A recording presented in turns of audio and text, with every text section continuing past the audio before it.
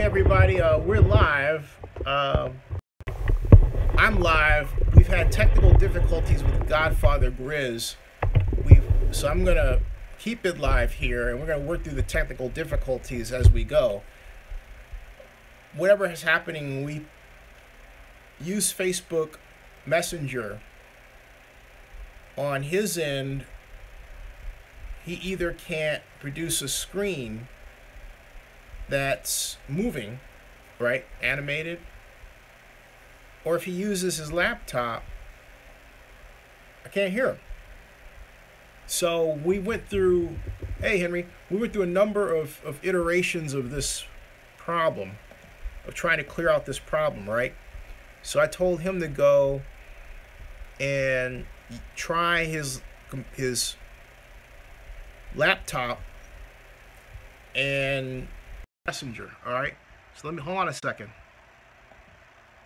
He's trying to call me from Messenger. We call him back. Sometimes when his Messenger comes through, it interrupts the phone, so I gotta go back to the phone. So this is him calling now. We got him, I think. He froze again, folks. He is in this catatonic state. You have to see this. Look at this, folks. This is what we're dealing with. I want to show you what Godfather has to put up with respect to a non-working Facebook page. That is his frozen, concerned face right there. Okay, so we're hard at it, and what we're going to talk about is this is the first. How would I put it? This is the first, or that Coliseum game was the first. Yeah, I read that, but you know what? I'll get to this. First of all, this is the first. Every time he calls me, I have to hang up that way. Let me try calling him again. And here we come with. It says call ended. Close.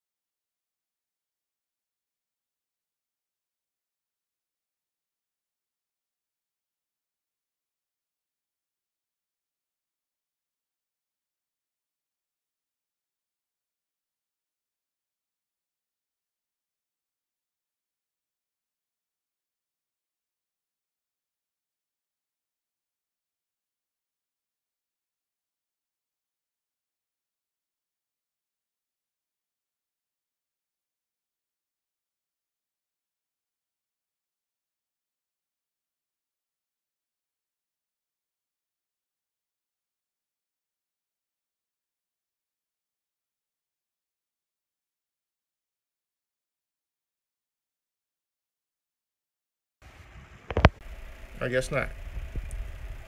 Can you hear me? Can you hear me? Can you hear me?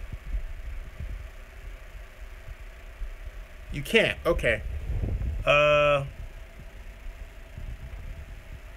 you can? Oh. You just heard me. Okay.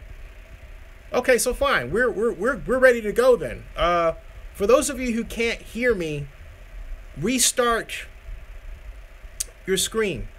Cool. You hear me? All right, cool. All right. Cool. Let me skip the ad here. I can see me. I'm going to go back and get Griz now. All right, cool.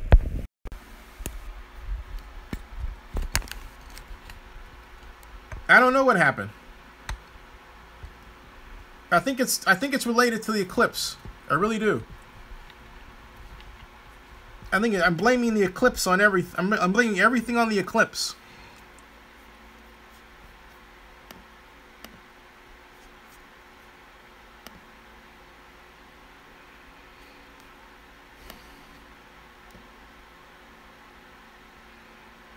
Yeah, he's on another call.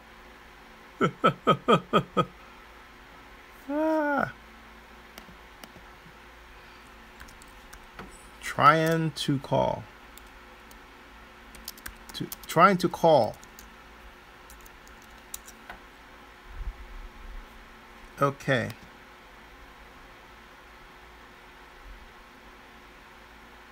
Connecting. He's on another call. Okay, so Griz is on another call. Griz is on another call. So I'll just say call me.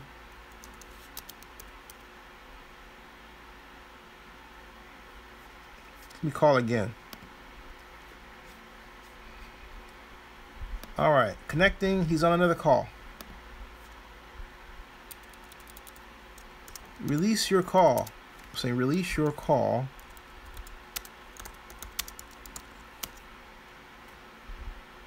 So I can call you. Release your call so I can call you. So I'm writing that right here, folks. Release your call so I can call you. Okay, what's your question, Donis?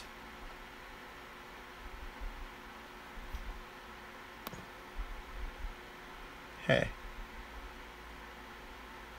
All right. He's still on another call. It says another call. What is this?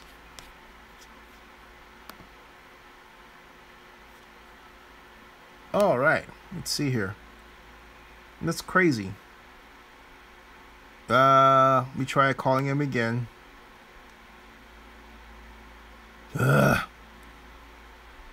Another call. Greg Jones in another call. Close window. I can't seem to. Say call me.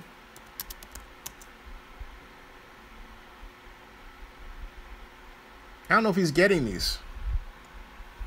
I am trying. Anyway, I'm gonna go along and see what's going on here with all right. How does one start a sports panel or commission? That is, yeah, Barry, think about the 30,000. I don't know. It's not registering as 30,000. Let me raise this up. Hold on a second.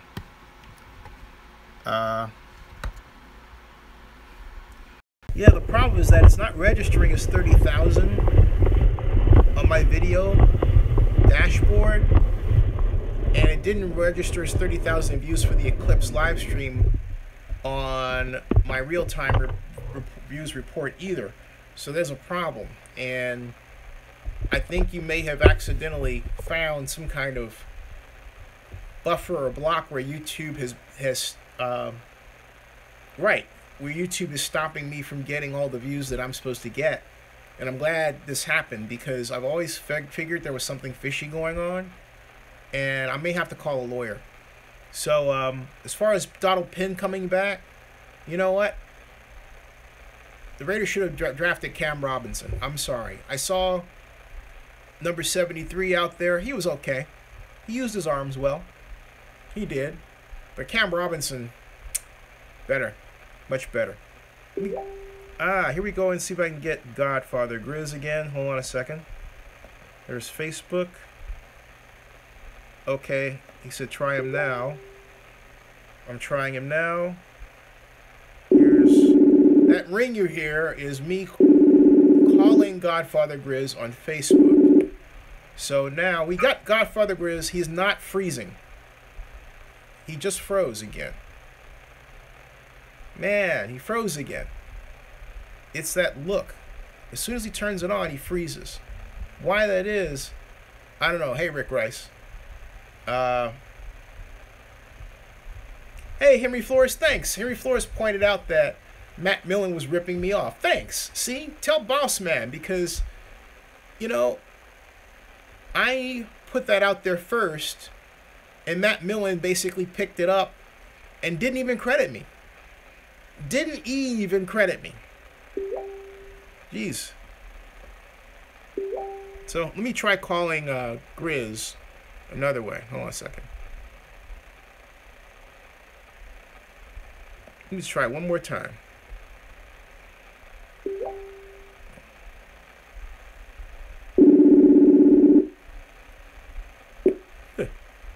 Now I got call, right? I don't have, I got Greg Jones, I got the count, but I don't have his picture, and then they ended the call. Please rate the quality of call. Poor. There was no call. It was awful. Maybe we can FaceTime. I wonder if he is on. See if you were Mac to Mac. I'm not talking about that, Dogwood. So anyway, if we were Mac to Mac, it might be something there, right? So I got FaceTime. Let's see if I can FaceTime him. He messaged me. Hey, how you doing? FaceTime?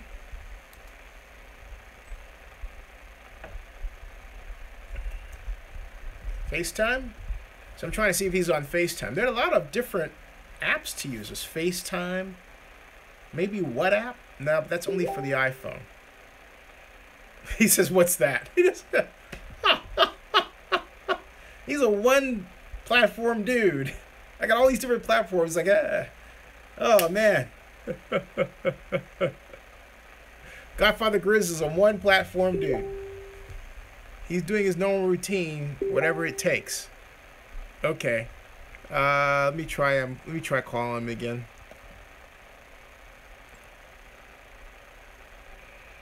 I'm calling him.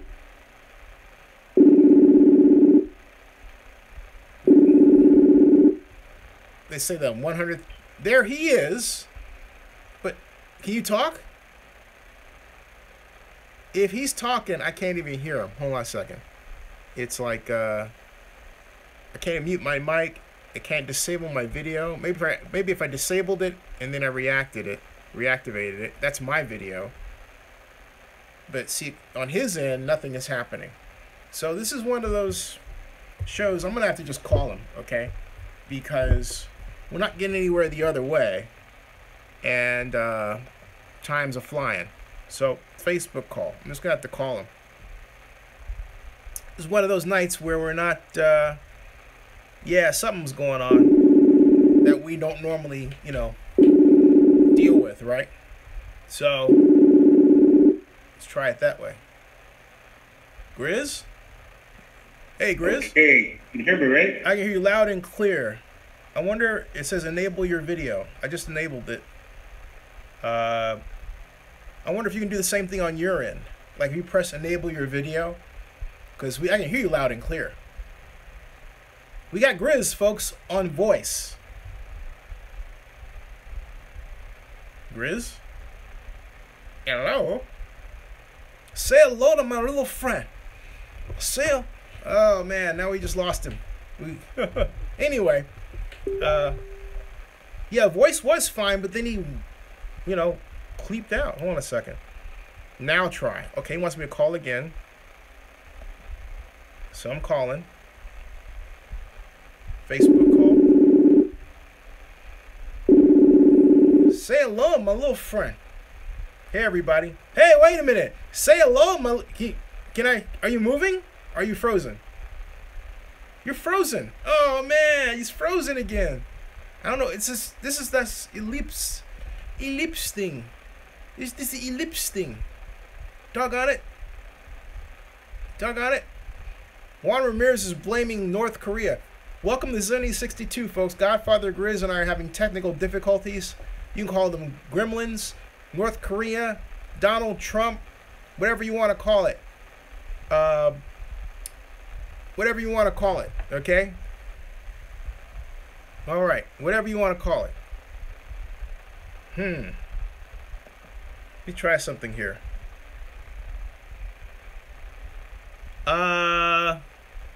Alex Barbosa in the chat section. You do that one more time, I'm gonna ban you. Okay? Just once. And I'm gonna fix it so you can't come back and use that crap anymore. Alright? So you got something to say it. But if you're gonna screw around like that, I want you off my channel. Okay? Do I hear an acknowledgement, Mr. Barbosa? Let me know. Okay?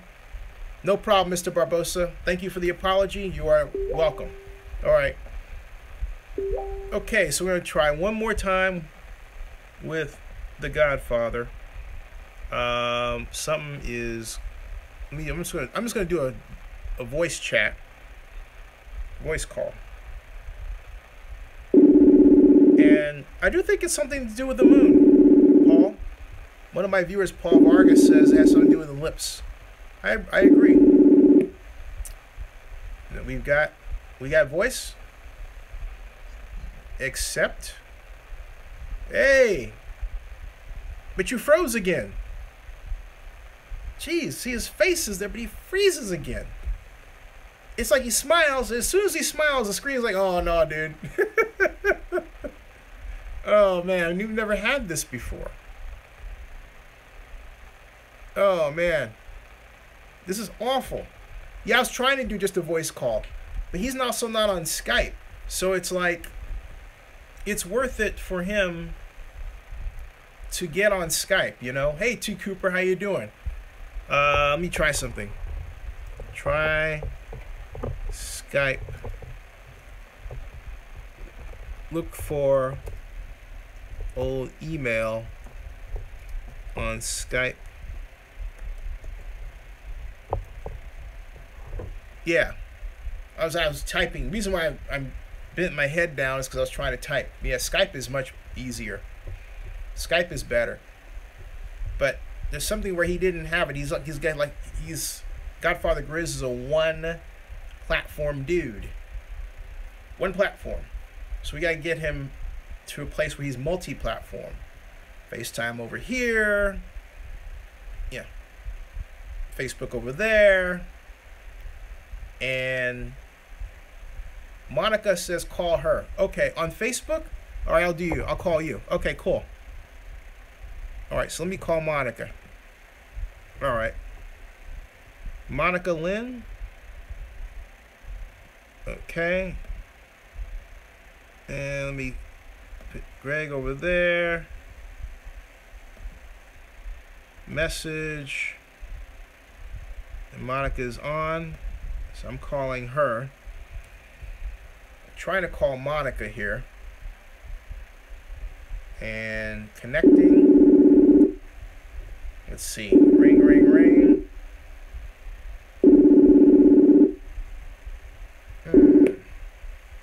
And hey, Monica. Hi, Jenny. Hi.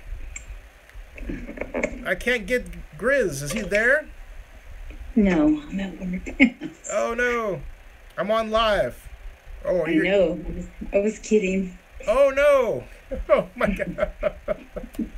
Oh, so Monica says call me.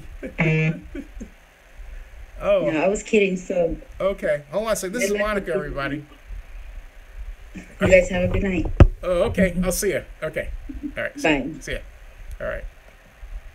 So she was kidding. Oh, well. Let me try something here. All right. So I thought maybe she was at Griz's. So Greg is still on. I'm going to try him one more time. All right. I'm going to deal with what we were going to talk about was this. The fact that this is the first game, or was the first game, after the decision to allow the Raiders to relocate, or attempt to relocate, to Las Vegas, because it still has some enormous, huge issues. Large issues. Mr. Jones, can you hear me? I can hear you. Let's go with the voice. Let's do that. Okay. All right, cool. We're going to go, hey, folks, I got Griz on the other line. We're going to go with the voice. All right? So can all your viewing audience hear The Godfather? Hey, can you all hear The Godfather on your, Hello. You can hear me, right? Yeah, I can hear you just fine. They can hear you. We got a big speaker. They can hear you loud and clear. We apologize for the technical difficulty. It may be my phone. I don't know what it is, but for all of you hanging in there, man, that's awesome. Thank you so much, Jenny, for keeping them all pumped up. Oh, you got it. Yeah. 38, 39, 40 and counting, man. It's ramping up. They say, you the man, Godfather. Alex Barbosa says loud and clear. Rick Rice says, you the man, Godfather. Everybody's here, man. It's like you never left.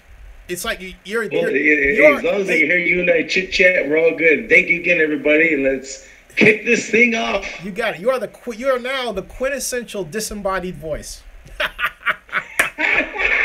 Hey, the moon passed the sun today. Yeah. Who says we're not omnipresent everywhere? Maybe our aura has gotten stronger. We'll see. I think there's something to that. There's definitely, I believe the eclipse had something to do with the Charlottesville issue. I think it has something to do with just why we are here. But I got some interesting calls today that made me realize that the negative luck I might have been having was due to this planetary alignment, and these calls are pointing to a positive future. So, hey, it's something there. It's definitely something there. Folks, if you're watching this and your stream happens to be slow, turn off every other application in your computer. This is rich media. So, Steve Collins, if you have a slow stream, make sure you're freeing up your RAM to see this. That means you're going to have to either shut off your photo app, your Facebook page, close your Twitter account, whatever you've got open, close it. If that doesn't work, you're going to have to restart your computer to free up your RAM. So, Godfather. Yes, sir. Let's talk about this amazing milestone, which was the first preseason game held since the NFL annual meeting 2017 decision to allow the Oakland Raiders to make what has to be the most ridiculous decision in the life of the franchise. This attempted move to Las Vegas. I like how you put attempted. Thank you. I think that well defined this process. They got a long way to go and a lot of money to spend, and my bet is that they don't have all the money to spend. So I'm not betting on lack of approvals. I'm assuming that happens. But my bet is that at some point they say, you know what, we don't have enough money to do this. That's my bet. Right. That's my bet. Like we had mentioned before, since that crime vote, the path the NFL is opening up for the Oakland Raiders through Mark Davis, Mark Medanian, may have many obstacles of its own. Because you have pointed out in your show, many people outside of this situation has pointed out there's just a lot of flaws. There's a lot of obstacles. And this isn't negative thinking. This is reality. So the reality for us who carry this mystique, who carry this identity to the fullest, already know that the Oakland Raider identity and everything that comes with it has no business going anywhere, in particular in the desert. So that in itself is a crime.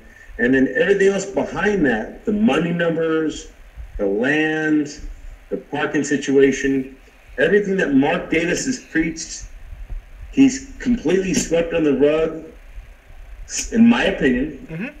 And as your viewers have heard numerous times, Zenny, and as you witnessed yourself, the owner of the Oakland Raiders, Mark Davis, and myself, when we talk, there's a lot of respect. Oh, yeah. So when we share reality, we're not being negative, we're not being dramatic, we're giving our perspective.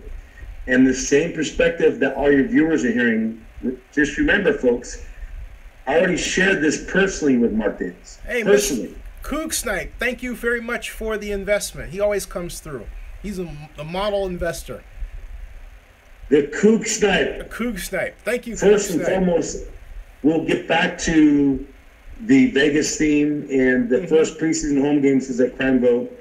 I just want to say to Chris Layton and his son Christopher, those two gems, they are a gem as investors for you, Zenny, the same way they are a gem for the 6'6" mob Forever Oakland. What they always offer daily, what they offer in person, their work ethic, what they bring to the table. Chris has helped the Godfather so much upgrade just from his mere presence and spirit. So I just want all you viewers to know, Kook Snipe and all of our core staff are supremely dedicated with this wonderful energy of being hands-on, behind the scenes, supporting Zenny. It's truly incredible. So Kook Snipe, thank you for everything. Yeah, and like I said, you guys have been incredible and great. Hey, tell my viewers how this experience was. First game in the Coliseum in what some might call this lame duck period, although I call it well, you know, I just thought of an alternative to lame duck, but I can't say it on the air, okay? Sure. But what was it like? What was it like? Well, let's remind your viewers, for me and for our organization, it's a little deeper, because we kicked off our traditional overnight tailgate Friday night, August 18th from 7 p.m. and on, into game day, Saturday, October 19th. For us, on 66th Avenue and Coliseum Way, we call the holy ground of the NFL. Right. We call the chosen ones that protect and preserve the greatest culture of people and fans worldwide, which is the Oakland Raider Nation, which is representative of the #1 group that is community organization and fan group combined in Oakland, the 6 mile forever Oakland. For us, and the aura and the people that came through was magical. Mob Alley had a glow. Just like when we went to Napa and you're there yourself, we had a glow. But the same way as any we're in Napa, we didn't feel no negative vibe about anything Vegas. On Mob Alley, there is nothing negative about Vegas. And the funny thing is the people that were coming and going to visit and the people that were coming to go to walk into the game, I was truly amazed on how many of those people were wearing anti-Vegas shirts and anti-Davis shirts. I mean, the advertisement of them walking in was a lot. So people were wearing their emotions outwardly, which is a great way to make a statement. But regardless of where they stood, if you're a pro-Oakland or non-pro Oakland, when you came to Mob Valley, if you're a non-pro Oakland, you didn't reveal that at all. You're, oh, hey, Godfather, we're pro Oakland. We had people from Australia. We had people from Idaho. The Oakland A's sent representatives out to Mob Valley, and they knew that one of our people from Australia was there, and they are taking him to an A's game. OPD comes to, as always, met a lot of our people. So what we've been doing for years was fully displayed this past weekend on what the identity is really about. And the funny thing is everybody around that, believe it or not, the police, the media, they were behind it. So regardless of what's actually happening, I think what people are going to start seeing, Zenny, and we saw it this past weekend, is more and more of the true colors of the community surrounding what they really feel like inside the game, outside the game. I was actually surprised when I saw video clips of the game and people wearing anti-Vegas, anti-Davis with curse words that are allowed in. And I honestly feel, and this is just my perspective, the NFL and the Raiders have told the Coliseum Authority, the police, and the security, because people got to remember, whenever there's an event at the Coliseum, the entity that has an event, they're in charge. They call the shots. They dictate to the police. They dictate to the politicians on how they want to do certain things, how they do a bootlegging. That goes in baseball, football. That goes to concerts. I'm around all the time. So I firmly feel that, especially being in one of the hotbeds of protesting in the world, Oakland, California, that the NFL and Raiders already are preparing, like they did having those police and security in Napa, and they realized everything was peaceful, that they probably thought, let everybody kind of express themselves a little bit.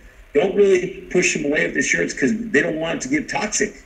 So there were a lot of people in the game wearing that stuff being allowed, and you guys saw when the networks put on with that 89 jersey that had the F word Vegas. So I think the Raiders are kind of want that to happen, but they didn't realize how strong people are going to come wearing the anti-stuff. And I think they're going to be uncomfortable. And I think more and more people are going to be doing that. And a lot of those people came through Ma Valley. So for me and for a lot of the folks, the wonderful experience for Pro Oakland, that's aside from the game itself. Hey, so you went 2 nights, right? And how was the tailgate? What's that? You went 2 nights. You said Friday, or 2 days, Friday and Saturday, right? Yeah, the preseason home games, we do an overnight tailgate. The regular season, we do an all-weekend tailgate. So we went Friday through Saturday, correct? And, Marcellus Thomas says he was there. He put his videos on Twitter from the parking lot. And he says, he asked us to follow him at, I got you, Marcellus, at Kane MT6. Kane MT6. That's his. And then we have Bad Boys for Style, who says contractors have already been gun drilling on us on the site in Las Vegas, but that's actually drilling. They're still testing. They're boring to test for caliche. They're still evaluating the site, because something you have to, well, I'm going to guess you didn't know this, but the Las Vegas Stadium Authority has not officially taken control of that land. It's still the Raider property. And in order for the whole bond issue system to kick in, the document showing the Las Vegas Stadium Authority has approved that land purchase has to be approved by the Las Vegas Stadium Authority. That has not been done. So don't get ahead of yourself saying, oh, the contractors are out there. Oh, and they're building. No, they're testing. All right. So just letting you know. So anyway, Godfather, what was the meal of the day? What kind of great grub did you make that I missed because I'm here in Atlanta? Nothing wrong with being here with my mom, but I'm just saying. Well, there's a term that was created the last couple of years. We have a lot of people that come and go, and different people jump on the grill. Being the founder, I wear many hats, so I know how the canopies get set, the basic stuff to the top stuff. I know how the banners get set up. I know how to set up the dish. We know how to set up the music. I know how to cook. I mean, it's in my family. Yet we have people that rotate off and on, because when people show up, I get pulled like Gumby. When I'm cooking, or if I'm in my truck, comb my hair, spruce myself up, there's always a crowd. So I remind those folks, hey, give me a second, give me my space. But with that said, so it's been called Godfather Gourmet last few years, but now we have to add something to that. We're calling it the Godfather and Chris Gourmet. Coog Snipe has really risen up on his own from his heart. He's taken control of cooking duties. The bowler. We start these events. He knows that he and I are both good cooks. We love to cook. Come again? He's talking about you.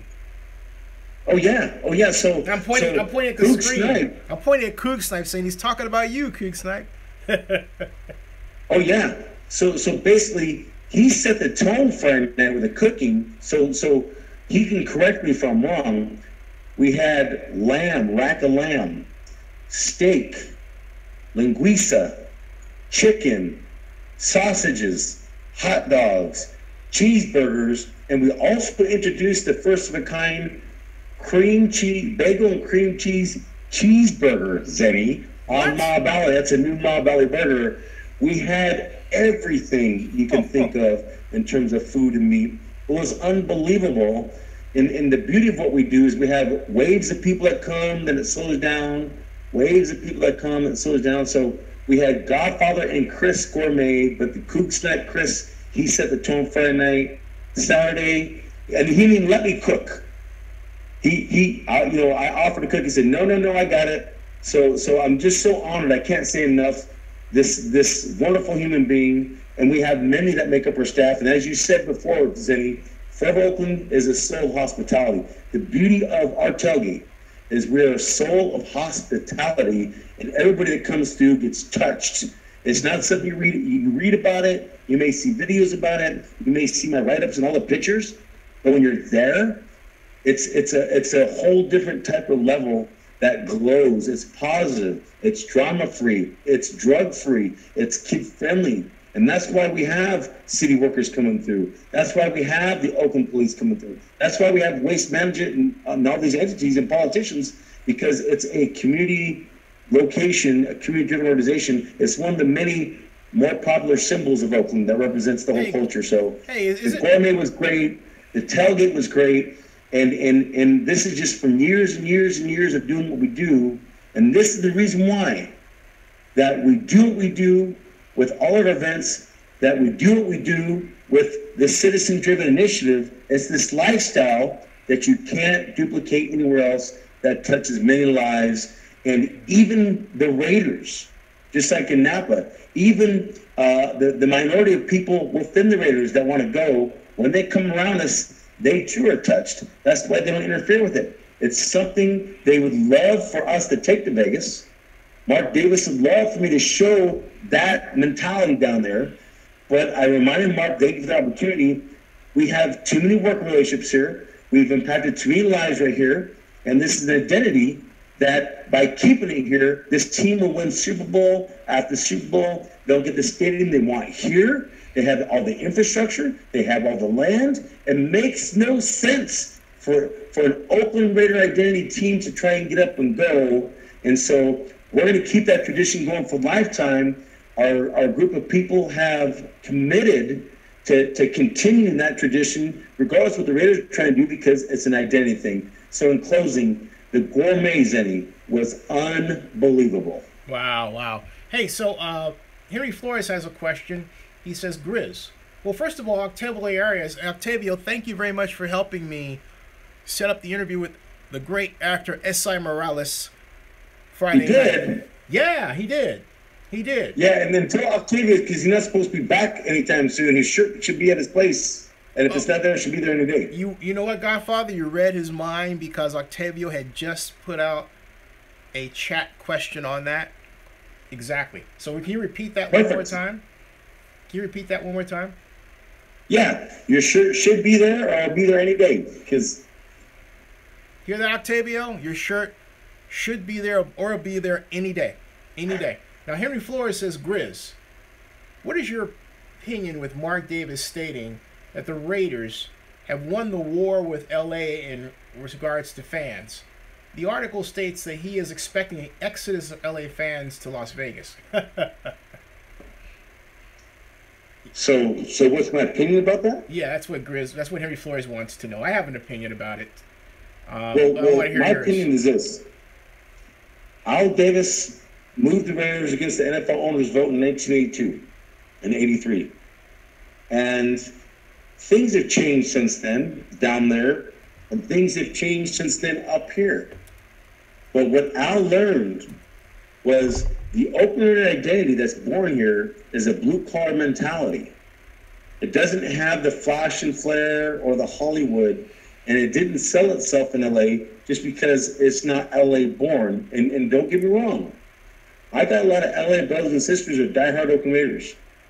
I have Oakland Raider DNA gene pool people worldwide, but as a community and as a heart structure, the Oakland Raiders will only thrive here in this community that has proven to back up the identity, because it's how we live and how we're born.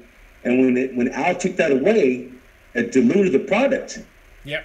And so Al came back, we had to rebuild it again. So because of that experience, you can't take this identity anywhere else from its heart and location, just like the 49ers leaving San Francisco, going 30 minutes south and losing the heart, and expecting to have the same results when the term insanity is you keep trying something that didn't work before, it's going to continue not to work. So my opinion is this: regardless of some fans come to Vegas from LA, regardless if Vegas has some fans, the overall mystique and identity will not go to Vegas. And you're never, ever, and Mark Davis knows this, he told me directly, will ever duplicate what they have here in Oakland with the 66 Mob, with the Black Hole, with all these entities that their priority is football, not the extracurricular. Whereas when you get away from Oakland, the people that don't understand the identity, it's not that we hate you. You just don't understand that this is how we're born. This is our church. And that's why the Coliseum sold out. We're 0-10, 3-13, 7-9, and then we rise up to 12-4. You're not going to get that anywhere else with this identity. So that's Mark Davis, as we all know, as nice as he is to me, he is definitely not born and raised to be a leader. And he's definitely not born and raised to be an Oakland Raider leader and owner. So anything that comes out of Mark's mouth can't be taken seriously, especially when he said his whole priority a year or two ago was the coming and going, the easy access and tailgating, which Oakland has all that. But now you sold your soul just to go somewhere else, and you totally swept away your principles. So I don't put a lot of energy in that opinion. And, I want to add that, first of all, look at it this way, folks. You've got, let's say that this is California, okay? And then this is Nevada. And then this is Las Vegas. And LA is here, okay? It's a 3-hour drive. You've got 2 teams in LA. So basically, Mark, by putting the Raiders here in Vegas, has just admitted, Godfather, that he is trying to, although he will not succeed in, taking fans away from Stan Kroenke's palace for his own good, and the NFL's letting him do this in Las Vegas. I mean, whatever happened to owners, having this feel for each other in that way. But here's why it won't work, because the hotel price gouging problem will be too great a barrier to entry for many people who want to buy tickets who don't live in Las Vegas, okay, to attend the game if it gets as far as that far. I firmly believe the Raiders will have financial difficulty in finishing the project, which leads me to this comment. I don't care about the groundbreaking. If you want an example of a building that broke ground and much of its curtain wall and structure was finished, but it never officially opened, it never opened, sitting right there in the same region, it's called the Fontainebleau. 70 stories tall. It looks like a zombie. Just standing there right out in the open. No one's using it. It's been in that situation for years, all right? Vegas has not one, but that's not the only example of business failure in real estate that Vegas has either. So don't think for a moment that just because a developer has broken ground on a project, the project's going to be finished. That is not the case. Do not be a fool. Particularly Can I not in interject this something, case. Denny? Yes. I'll interject quickly. I'll let you keep talking because you're on a roll. Oh, go ahead. You Interject. mentioned something about Kroenke, his territory, and logically, we have to deeply, deeply think, why would the NFL brass want a team in Vegas if it could potentially take away the fan base or draw away from another fan base that's still wanting to build a stadium? Number 2, then you have a second team down there that's playing in a soccer stadium that can't even fill it. What's going on? So without assuming, is there another motive by the NFL owners of wanting Davis out? And or is there another motive to have a stadium built just for Super Bowl purposes, not necessarily an NFL team? Well, I'm not saying that's the case, but everything you just stated, everything that we've come to look about this whole situation, totally goes against what Mark Davis wanted. Kind of goes against the status quo of how the NFL owners would allow teams to get so close. So if they're actually thinking that Vegas is going to succeed, Kroenke's going to succeed, the Chargers are going to succeed, that is a sign that the NFL is slipping big time, and or they have another ulterior motive on why they're allowing what seems to be a crime condition relocation. Yeah, there is an ulterior motive, and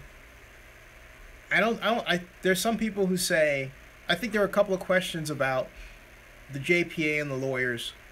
That's still out. That's still. Wait, let me. I'm not the one. I'm not the one to answer that one. Godfather. What's the status on that? Now, be specific about these questions about the JPA and lawyers. Go ahead.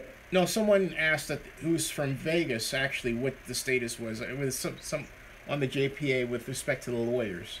That was a very open-ended question. So I was looking for it to be asked again. I didn't see it. So we have. Well, I mean, I'll go ahead and shed some light, and if someone asks again, I'll be more than happy to answer as well.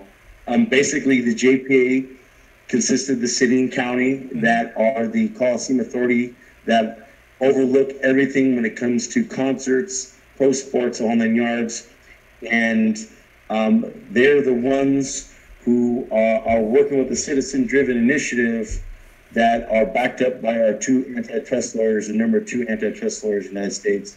So that's a process that is underway, and we have a lot of work ahead of us. We're still on track for the 15th of September, right? Yeah. Oh, basically, yeah. The we've already had, as we stated on Zenny's show, but we'll repeat real quick, and Zenny can shed some light as well.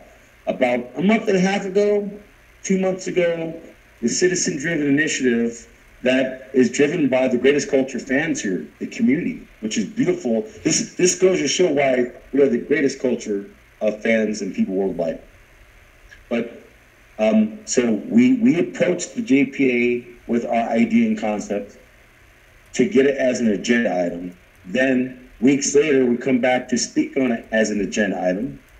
And now the 15th coming up in September, which is going to be day 2 of an event that we're going to talk about pretty soon here on Zenny's show, the Mega Oakland Better Charity Festival, September 15th, Friday, 8:30 a.m. at the Oracle, 7,000 Coliseum Way in Oakland, California.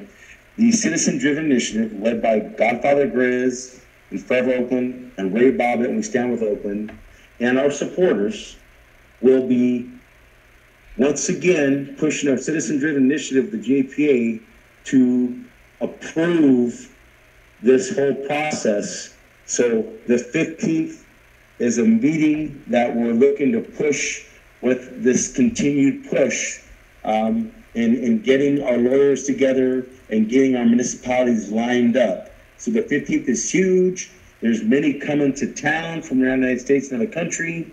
And we have some things kicking off the night before at the Media Blitz. And then we're going to be on Ma Bali at the 3-night, 4-day tailgate we'll talk about in a second, called Mega Oakland Better Charity Festival, something we've been doing for years. The following morning, we go to the JPA meeting. Then after that meeting, we're inviting all our supporters over back to Ma Bali for brunch. So that September 15th date is a big day for us. Hey, so by the way, everybody, I got Godfather Griz in the box. That's why I'm pointing at the speaker. Hey, Greg, Godfather, you can't see me. I'm pointing at my JBL speaker. So right now we got the disembodied voice, Stephen King style, of Godfather Griz. Right here. You know what's amazing? If we can, hey, Zenny. Yes, sir. You know what we're talking about, the eclipse there? Yes, sir. Just I want to throw a little tidbit out, and I'm going to let you continue. The Godfather, outside of the Oakland Raider identity and being born and raised and having something in common with everybody in your chat, outside of being connected to the NFL's #1 fan base that's community-driven and fan combined, one of my main interests is the stars, the celestials, other beings out there. So when the moon, and I was very fortunate that I work out of home, and I had a good view from my dining room because today it was overcast in the Bay Area, in the East Bay, but that overcastness allowed me to look and see the moon past the sun slowly without being blinded or getting those black spots. So that to me was a special moment because that's one of my interests in life. I've always enjoyed the night skies. I've always enjoyed the celestials. I believe there's other life forms, which is a whole nother thing. So, so right now, That omnipresent spirit of the 6'6" mile forever Oakland is gracing the Zenny show. If you can see me or not, right now I'm in non-physical form, which is more fifth dimensional than fourth dimensional. You're non-corporeal. It to you guys. You're not non-corporeal, which means not of the body. For those of you out there, now, Eric Guerrero says, "Amen, Griz," and Dagwood Yaki says that will make everything more interesting. I think he's talking about some other thing, and Crawford 371 says, "Can Griz sign your speaker box, Zenny?" What happened to him? That's a pretty good one. I like that. Hey, if we can, then I want you to continue on with what you're doing, Zenny. Okay. Can we take a moment and let all of our viewers know that we want to thank you for any of you that have been praying for my lovely Monica Lynn's grandmother. Her name's Grandma Carmen. Just a quick update. She's doing better. She, we all have trivial and we have tragedies and we have things that happen. And if it was our choice, we pray for everybody. So we do everything we can. We try to help as many people as we can. And that's one thing that the Zenny platform and Godfather Griz, we actually do that and people feel it. So we just want to thank you for your prayers because she went from a hospital. She's been in rehab for a week and a half. There was some consistent just non-movement. Then all of a sudden there's an upgrade. She's doing better. She's in better spirits. She's slowly healing. So we want to thank everybody for that. And Zenny, if you don't mind, can you lead everybody into a 10-second, 15-second pause in prayer? A moment of prayer, please, right now. Thank you.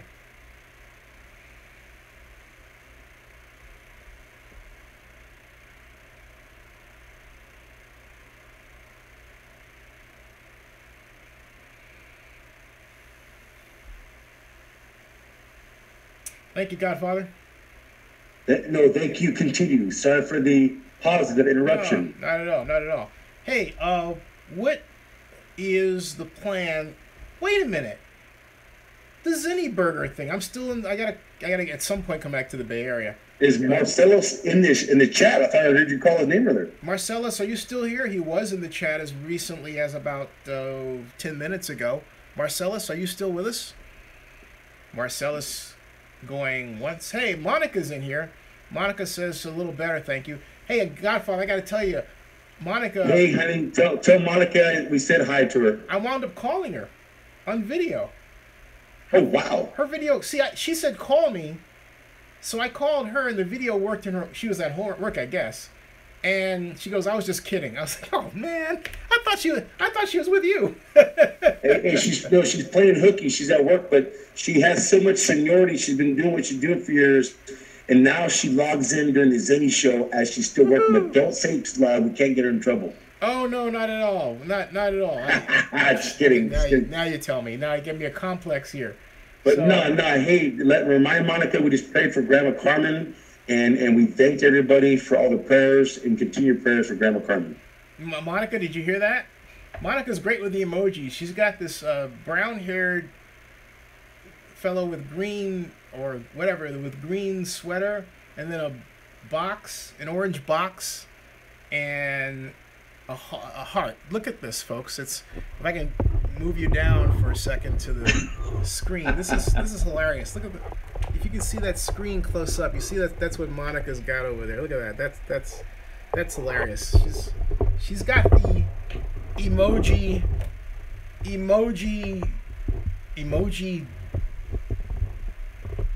juju. Yeah, she's got her emoji mojo working. Hey, there's a new term I created, emoji mojo. Monica's got the Monica has got the emoji mojo working. There you go. Hey, how many times have we had discussions and light bulb turns on but I digress? Oh, I don't know how many times. The t-shirt's available, by the way. I've got to get somebody to sponsor it so I can give the t-shirt out. Folks, there is a t-shirt. If you go to Zenny62.com, Zennie 62.com, and just go to my blog, and then on the right, scroll down a little, you'll see a t-shirt. There's 3 of them. One is called Racism is a Mental Illness. The other, But I Digress. And the third is the logo shirt that was inspired by Michelle Cancelier of YouTube. So there were something else. Oh, Kook Snipe says my shirt due any day now, and Marcellus says Baller 55 and is a reload fees he gets, and Marcellus Thomas, let's talk Zenny 62 burger. I'm gonna plan a date for that. Talk Zenny and Mars.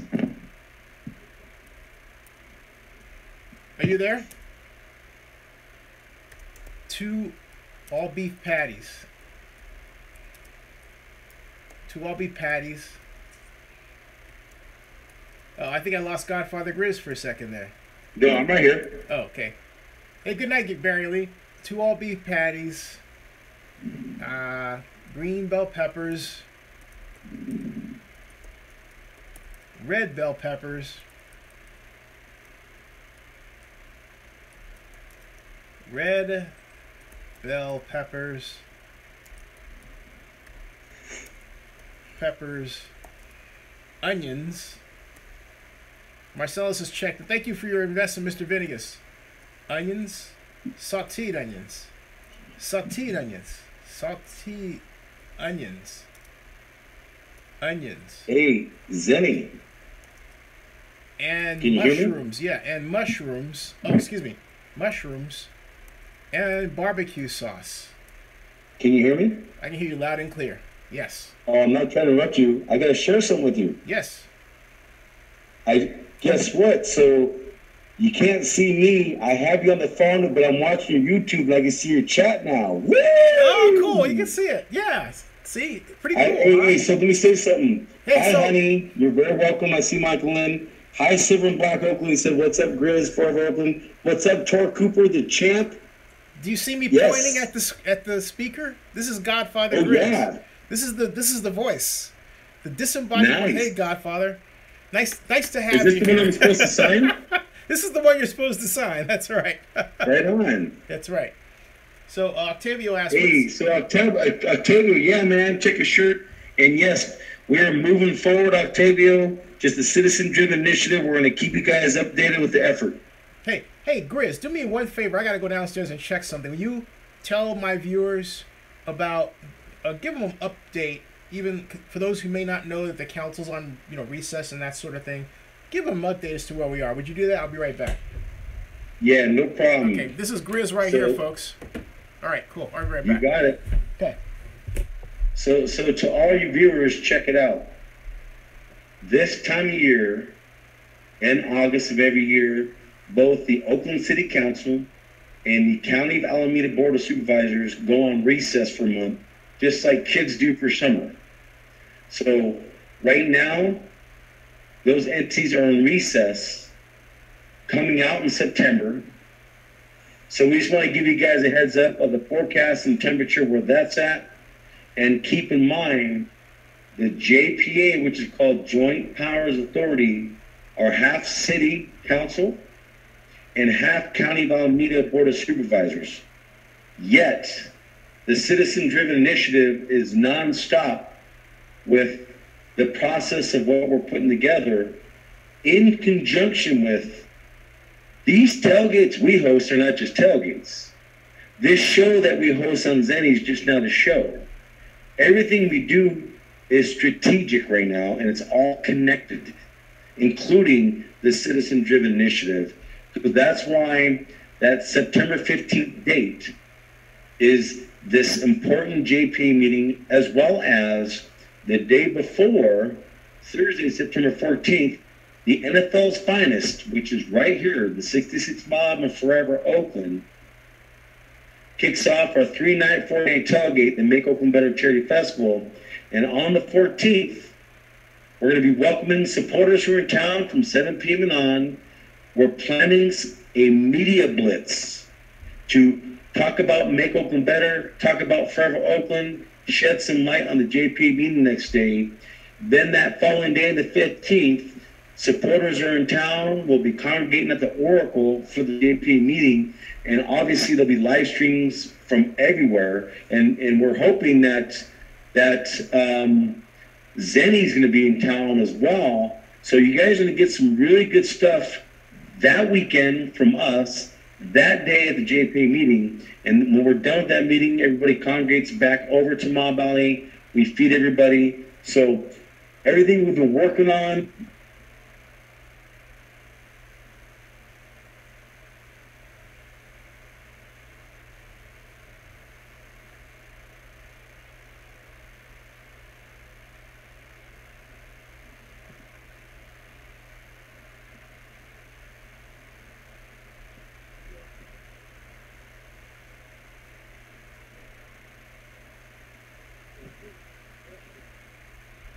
I can read the chat, my people. Ask away.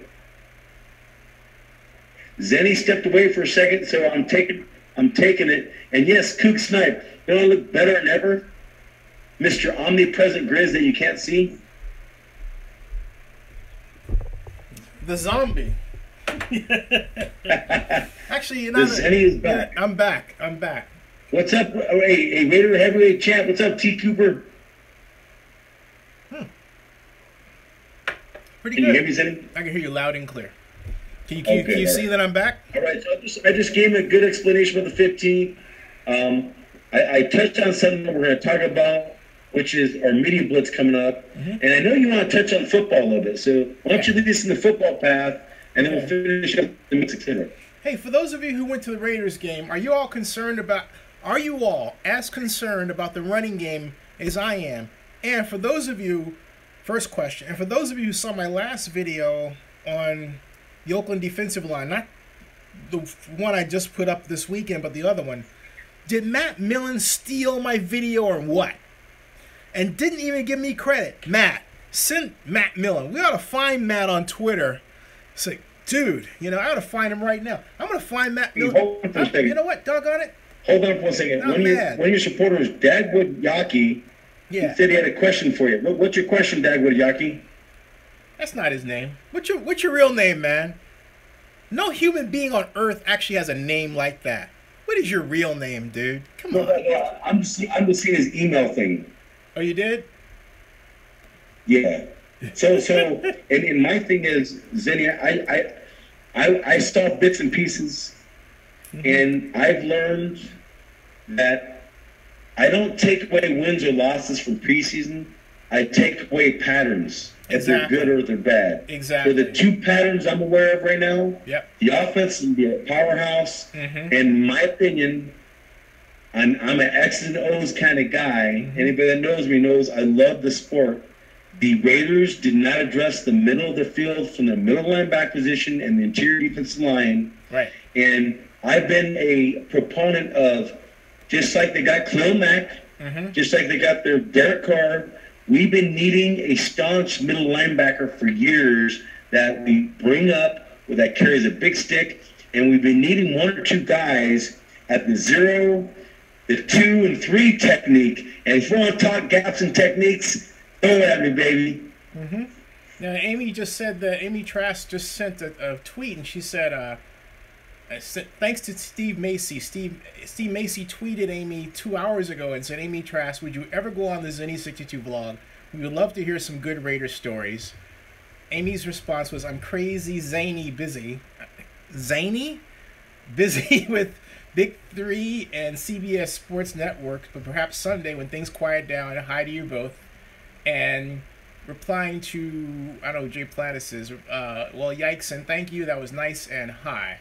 And I would say, I'm going to say hi, Amy.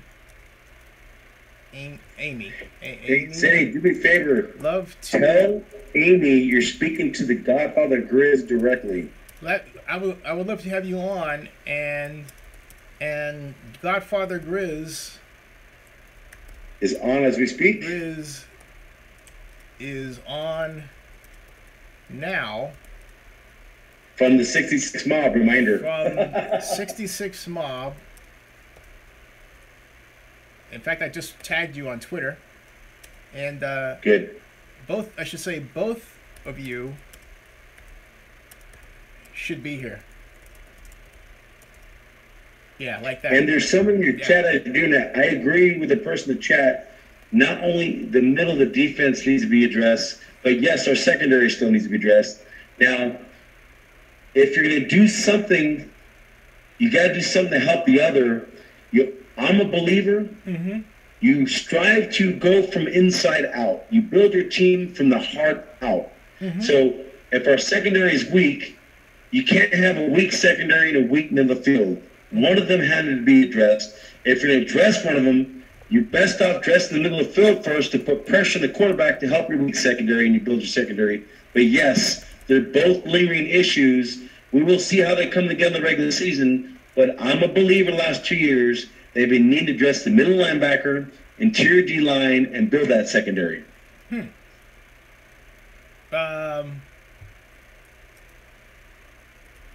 I quite agree. And as far as Dagwood is concerned about what somebody said about me on Twitter, the person you're talking about I blocked, and as far as I'm concerned, ought to be in jail. So there you go. There are people who get on Twitter just to violate the Violence Against Women Act, the cyber stalking part of it, and so they don't seem to get a message, and this person that you're pointing me to is one of them. Okay, so there you go. Good for you. Good for you. Here's something too. Yeah. And I will back Zenny on this 120%. Mm-hmm. Yeah, at my tailgates, the longest in the NFL, it's drama-free. Yep. We don't have issues. When we put out our posts on social media, we are drama-free. And we believe in social media and its power to impact people. But unfortunately, any Tom, Dick, and Harry can get on social media and say and do things that they wouldn't do in person or do at your front door. So we want to definitely continue to support anybody that blocks negative people or blocks people who are trying to harass. We have zero tolerance for that. Mm-hmm. Yeah, absolutely. Absolutely. So I think, well, I blocked this person from my Twitter account, but they, according to this that guy told Amy that boss said I plan to ambush, and I'm like, what? So my point is, people like that got nothing better to do than to stir up crap because their own lives are so empty. I'm so happy that my mom didn't raise me like that. Moving on. God bless you, Zenny, and we're on the same level. And one last thing, I want to say something to Marcellus. Yes, the offense is ahead, but Marcellus, the Oakland Raiders, when you have Jack Del Rio as a head coach, who's been a defensive-minded guy his whole life, and his family grew up 20 miles away from my family, for 2 years in a row, we've got some defensive players, but you got to make the middle of the defense a priority, and they didn't. So it's just something that is going to show itself in the regular season. If you're an Oakland Raider fan, you hope that's not the case. But you need to address the middle field so that hope with what they have shows something different in the regular season. The pattern we're seeing in the preseason doesn't display itself. But the offense is always ahead, but you still need to address the middle of the field. And as of right now, it doesn't look like they have. Yeah, no, it doesn't at all. And, oh boy, there's a football game on as we speak, and apparently Geno Smith is throwing interceptions against, of all people, the Cleveland Browns. Of course, it's preseason, but Geno Smith has hit the worldwide Twitter trend, and I saw the pass that Geno threw a pass that I wouldn't throw. I mean, I would see a defender just standing right there. I would never have thrown that pass. So anyway, just saying. Hey, let me just say one more thing too. The woes continue for Geno Smith. Just had to get that out of my chest. Now, let me shift gears. Geez, I can't believe we're talking so much football. Go ahead, Zenny. Oh yeah, let me shift gears. I want to make sure I don't ignore the people that are asking questions. That's not my intention. Marcellus Thomas says, what folks seem to forget is the offense is 1 year ahead of the defense. The defense needs one more year playing together in the system. To see about 4 years to get right, Raiders are in year 3 offensive ahead. That's one of the most intelligent observations I've ever read in social media. And I'm not saying that just because Marcellus has got a restaurant, he's going to make the Zenny 62 burger. Okay. I just addressed him though. If you heard me when you were typing, I told Marcellus, yes, the offense ahead, but the mindset of Del Rio and Ken Norton Jr. did not address the middle of the defense last 2 years, and they could have. Right. So if they addressed more, that could have. We're going to see in the regular season. I don't take a lot from the preseason, but I'm just saying you want to address the middle of your field. We already know the secondary is a weak spot, but if you want your weak spot to have more protection, you have to have a good linebacking core, which we'll see, and you want to make sure you have a good pass rush outside of Khalil Mack. Khalil Mack broke that double team against the Rams and mashed that quarterback. We already know he's set, but the interior D-line, the O technique and a 3 technique need to step up their game during the regular season. I'm glad you said O technique, because I was trying to explain the boss that there's an O technique, a 1 technique, and a 3 technique, and he goes no, and he said the under tackle is the 3 technique. I said that's over the guard. He goes, Would you like me to break the whole thing down for you real quick, Zenny? You want us both united to break it down? well, yeah, just repeat what I repeated to him last night. He wasn't having it, but for example, let me explain. Griz, I just got so upset just recounting that part of our great conversation. I'm not upset with him. He's my brother. I didn't hear that. All I know is I can give you the gaps, and I can give you techniques just from playing football off the top of my head if you want me to. I want you to do that, but I was just going to say this. What's the difference between an odd defense and an even defense? Odd front, even.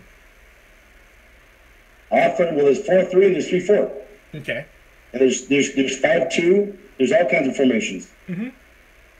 But odd front, because we have odd front, folks, is a defense that has nose tackle over it, okay, with inside linebackers to either side. That's considered.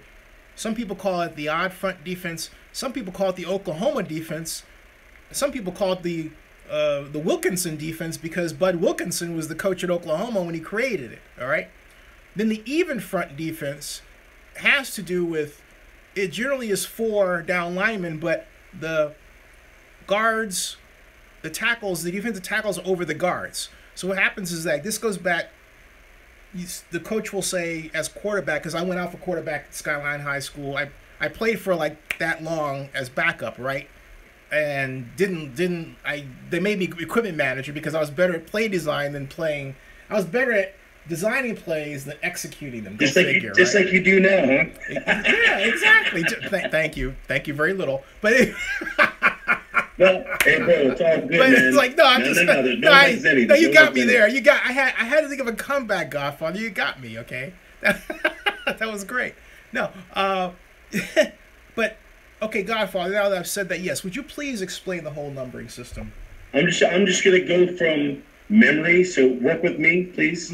In high school, I played nose guard and linebacker and running back, and in college, I was a full-time running back at the JC level and the 4-year level. So my understanding is this: if you have all offensive linemen, you have a center, you have a guard on each side of the center, and you have tackles, and then you may have a tight end on one side, or you may have a double tight end set.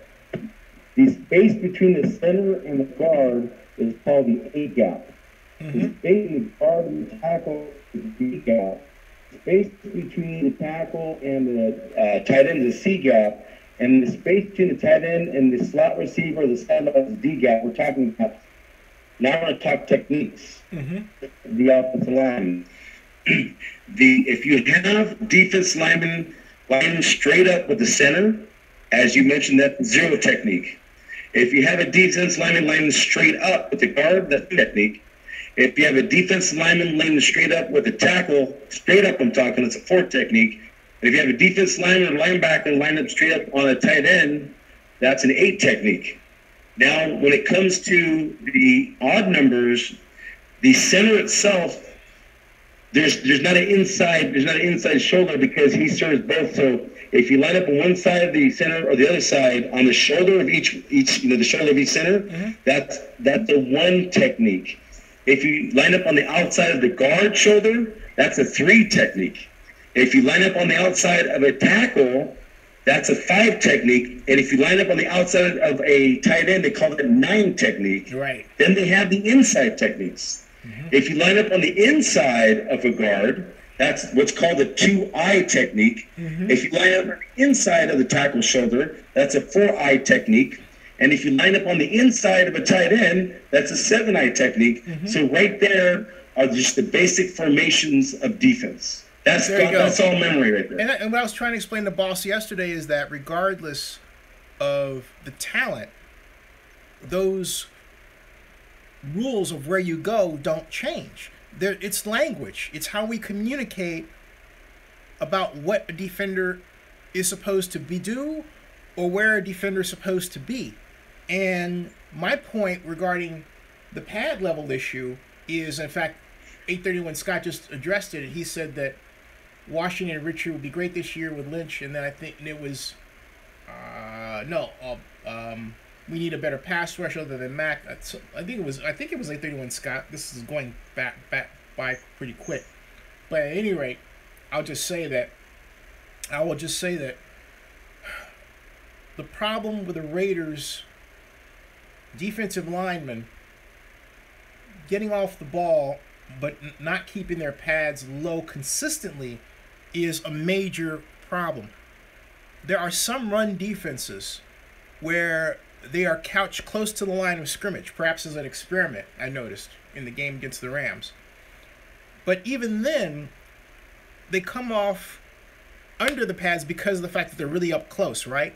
But they still wind up putting their hands on the shoulders of the offensive linemen. And my point is, instead of trying to control them, forget that. Coach them to go through the gap that is next to the offensive lineman, depending on whether you want to defend, say, to the right or to the left. I'll give you, it's really fascinating to watch different teams' defensive line personnel rush the passer. And I say this mindful of the fact that they're women who play football, so I'm trying to basically filter my statements so I don't have to use linemen all the time, because there are women who play football and semi-pro, and they're also defensive line people, right? But I digress. My point is that if you watch the Patriots... I said, but I digress. Get the shirt. Get the shirt. Get the shirt. Get this T-shirt. Get the T-shirt. Yeah. But anyway, but if you look at the last game of the Patriots against the Texans, and look at how the Patriots linemen work to get into the gap that's on the side of the offensive lineman. They're not fighting with the offensive lineman. They're trying to make sure that the offensive blocker never gets a hand on them, and they're getting out of the way. That's the philosophy I favor. So at the end of the day, this is an argument regarding philosophy. It may very well be Jack Del Rio's philosophy to have his defensive line people control the blockers on the offensive side. I disagree with that. I think that's a recipe for getting blown out if you get the wrong matchup. I mean, when I say blowing out, I mean score. I mean in terms of physically blowing off the line of scrimmage. I think what you're saying too, if I may interject, sure, is what Oakland Raider Nation that understands X's and O's want to see fundamental football. They want to see wrapping, tackling, getting low on the D-line, getting pressure on the quarterback. So there's areas of talent that we've been needing to address in the middle of the field. Plus, we have to see if the coaching aspect is lacking the fundamentals. And so, people are now, just like people looked at Bill Musgrave a couple years ago, the first year, even though we had some success, they thought he was too conservative. And then what happens is, it doesn't become the offensive coordinator's problem, it becomes the head coach who brings the guy in. So Jack Del Rio, Musgrave's second year, he had to deal with that. Now people, the last couple of years, they want to see this defense improve. They want to see how we draft people. And when your organization reflects itself on the field. And I love the fact that we have a forever quarterback. We finally have that guy. We have an offense that will reflect the aura of Oakland Raiders. But organizationally, you will see how organizations address defense. And for whatever reason, we just haven't made the middle of the defense a priority, as well as when we keep watching certain plays that are sloppy tackling. So now it's on Jack Del Rio, who I love. Jack knows me. We gave him the first Forever Open long sleeve T-shirt. His wife met Monica and got some items up Monica. And Jack's a local. Jack understands the Oakland Raider mystique. but it's on his shoulders now as a head coach to make sure that defense plays fundamentally sound and him address those areas. It was nice to see all this extra offensive talent we got, but you need to get that middle of defense. But what you're talking about, Zenny, is fundamental football. They need to play fundamental football. We're not expecting to be the number one defense, but they got to up their fundamentals, their tackling, and getting pressure back. And that's the best way to help a weak secondary that still is weak. Yeah. See, I think in 831 Scott said, and Lamont Stone says, when teams spread us true but our base is zone. I didn't see that in practice. I saw a lot of man-for-man, Lamont. I saw a great deal, and also there are some formations that the Raiders offense used, and this had nothing to do with spreading. This is just simply the nature of, say, a bunch formation where it was more logical to use man-for-man. You don't want to play a zone against the bunch formation because a bunch formation floods the zone with your receivers. So why call a zone if you know that you're going to be outmanned that way? It's all the better just to have, man for man. The Raiders used a lot of man for man. And what I didn't see offensively and what I'm excited to see, I'll tell you what I like about this offense, Godfather. I like the fact that Todd Downing is basing his approach on meat and potatoes, controlling the ball with a passing game. Like, for example, the short drive cross patterns that we haven't seen since the John Gruden days were called, and short passes to the backs that were thrown, particularly, hey, how about Connor Cook?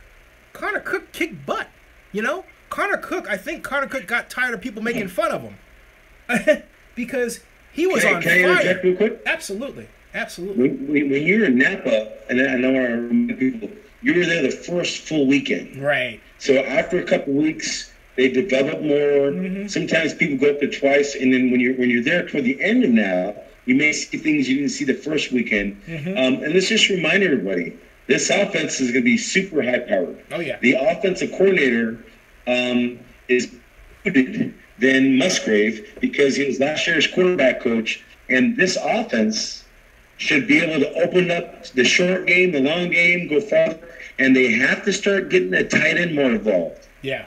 You get a tight end more involved, this offense is going to be super unstoppable. So I don't really see any questions there.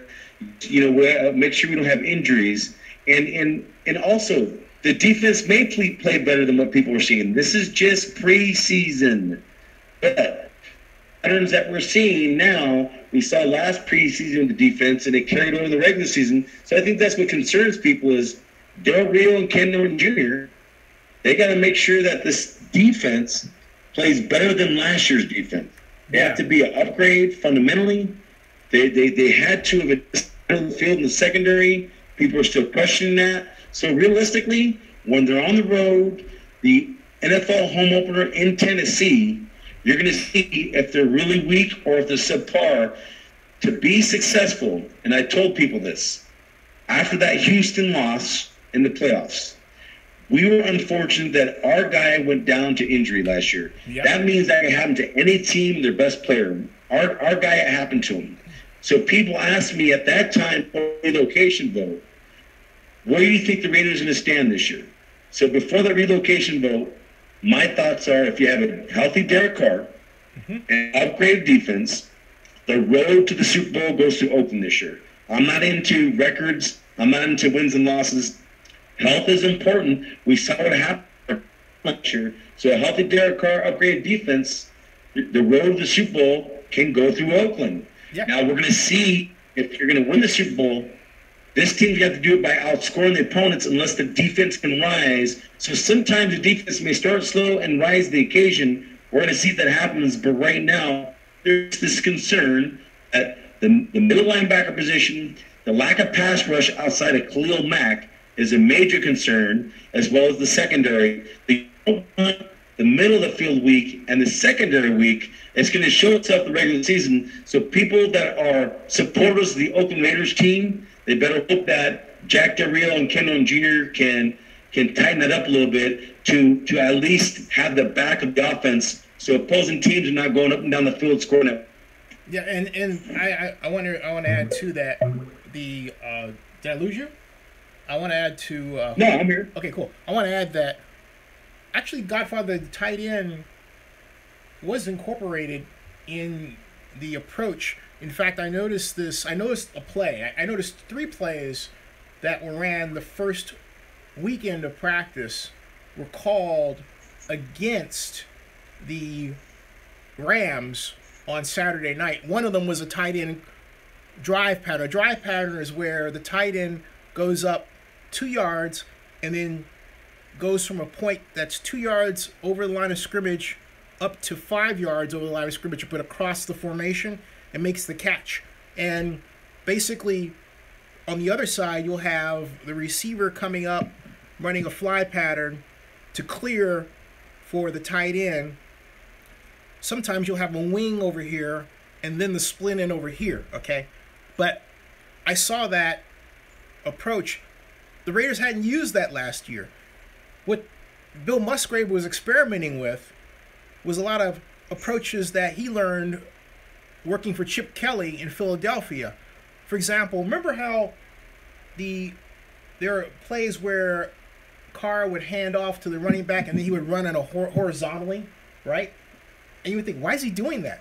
I mean, he never actually gained ground, right? He would hand off, he would run basically parallel with the line of scrimmage but 5 yards back, right?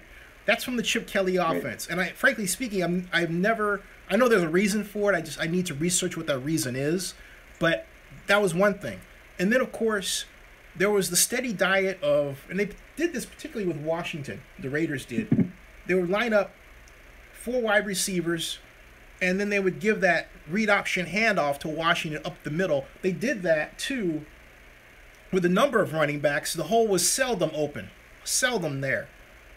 And it just was the most annoying thing to watch. Well, that's gone. And then if it wasn't that, of course, then there was a time that Morris Bradshaw and I were sitting watching the Denver game last year, of which you were at, and we all watched in horror as Musgrave called, what was it, 3 straight passes when we were on the 1 yard line? Something like that? I mean... Good point. Here's awful stuff. Something... But see, here's the thing. You learn as you go. Mm-hmm. Last year was another learning experience. Mentally, you learn mentally how to become stronger through pain. So one of the things the Raiders struggled with last year, I know statistics can be deceiving now, and I went to every game, is red zone. The play call in the red zone was very questionable. I mean, it's one thing just to keep throwing alley-oops because we have talented players like Crabtree, Cooper, what have you, and that tall tight end that we have.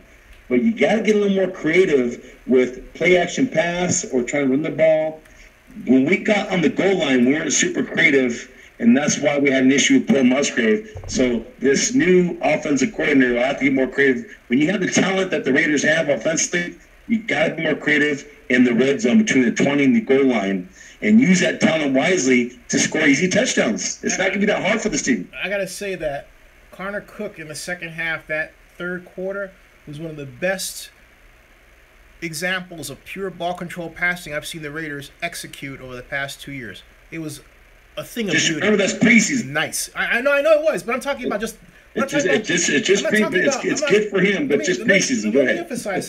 Let me emphasize something, okay? I'm talking about pure passing design. I'm talking about such things as the fullback being in the 2 position and, the 4 position, they're coming out and running a 5 yard sideline, and usually that person's not the primary receiver in Raider philosophy. This time he was the primary receiver, okay? And I haven't seen that since the Mark Trestman days. And Mark Trestman was the one who designed what was for a time a record-setting Raider offense. And I remember. Yeah, it was great. Little things like that me as a person who believes you can win the game without running the football. I mean, I believe that. I believe you can call a game where every single play is a pass play and win. Every single one. You don't need, that's me. So I am a proponent of purest passing in football. So from that perspective, that's what I'm talking about. I'm not saying, oh yeah, this is better than anything the Raiders have done before. No, I'm not talking about from a very technical perspective of passing game. I loved it. I could watch that. I would say he, in particular, was when he was in there, he did very well for a preseason game. I'll say that. Lastly, and I know that we're not talking Guy this, has but a question for you too. Sorry about that. Go ahead. I'll get to this question. Garden State Raider. Go ahead. Garden State Raider. Yeah, go ahead and talk to your viewers, man. Yeah, Garden State Raider asks, Godfather, what do you think of Eddie Vanderdoes? Did you get to break him down last game? I think he used the spin too much. Need to develop his technique, but I think he's going to play pretty good for us. What do you think, Godfather? I have my own thoughts. I think that the only way he's going to get that experience is keep him in there in the preseason, and just remember, folks, by the end of August, we're in early September, we're going to see who makes the cut. And I'm going to tell you a little story about Jim Otto real quick. Jim Otto and I, we love when they put the pads on. It separates the men from the boys. And remember, when camp starts, there's always like 190. And then they start releasing players soon. And when we get to the end of August, early September, that Saturday, that's gonna be like September 2nd. That's after our last preseason home game. That's where we're gonna see who makes the cut. So this gentleman, this kid, he's probably shown a lot of fire. He's shown a lot of hustle. He has to grow into technique. He has to mentally grow. So if he makes that cut, I wouldn't be surprised if they rotate him in off and on in the regular season, because that's the only way he's going to get experience. I'm going to make a prediction. I don't think Andy Vanderdoes is going to do well, and it's not going to be his fault. It's what they're teaching him to do versus what he was effective at in college. We've gone through this mill of great players. What I'm saying, if he makes the cut. I said if he makes the cut. He'll make the cut because he's the third-round pick. The Raiders will keep him on. But what I'm talking about is when we get in the game plan season. One thing that... Are you talking the quality of coaching? Yes, I am. I'm talking about the quality of coaching. I'm not saying, and I'm talking about the philosophy. Because if you have the philosophy that's causing your defense to play the way that it is, I don't care who you plug in. Remember how everyone, well, I won't speak for everybody, I'll speak for myself. I agree with you. It's a system. I was very excited to see Mario Edwards drafted by the Raiders. But the Raiders' philosophy and scheme is ruining Mario Edwards and his value in the NFL. It's horrible. Let me interject real quick. Sure. This is what we're talking about the last 2 years, what you're stating, Zenny, and why Oakland Raider fans are having an issue is because of that philosophy. When you have a system of success, no matter who you plug in, that means you have an aggressive mentality on defense. That means you have a killer mentality. If you don't get that from the coaches, it's going to show on the field. So you're right. It's the system and the basic fundamentals that, for some reason, they up to this point, and Jack Del Rio, he's getting irritated by it. You're hearing about preseason that the defense needs to step up its game, and that's coaching. So that has to become systematic, where the system, the philosophy, brings out the best of these players instead of not guiding them properly. That's what you're saying. But also, I blame Jack for that. I don't blame Ken Norton. This is his first stint as defensive coordinator. He is implementing, as most defensive coordinators are selected to do, unless they are really... I agree. It's up to the head coach now. Right. It's the head coach's responsibility to make it happen. Because he's the one that hired him on. Right. Nothing but love for Jack, okay? That's not the point. I'm just talking technical football. And I'm asserting, that's all. And I'm asserting that the Raiders... okay, the question would be, okay, Zinni, what currently used approach would you like to see the Raiders implement? And I really love the way the Arizona Cardinals defensive line is coached, okay, in terms of their technique. Not their alignments, not their formations, but just watch the lineman technique. They are a one-gap system. We are not a one-gap system. And not only that, what I love about a one-gap system, Godfather, is it's easy to diagnose. If you know, for example, that Vanderdoes is supposed to handle the two-gap, and he's not there, and he's not going through it, then you can fix that, right?